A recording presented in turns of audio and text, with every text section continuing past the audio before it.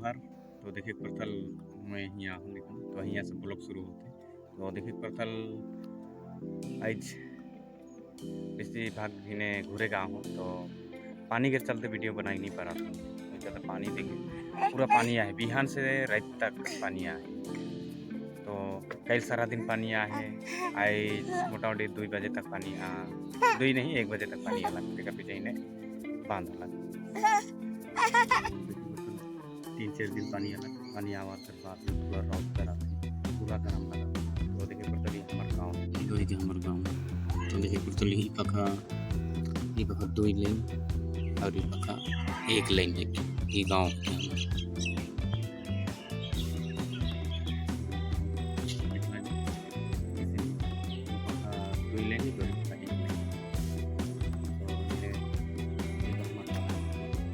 नागपुर बागान शिकारपुर बागान है 3 गो डिवीजन गंडापुर नागपुर शिकारपुर।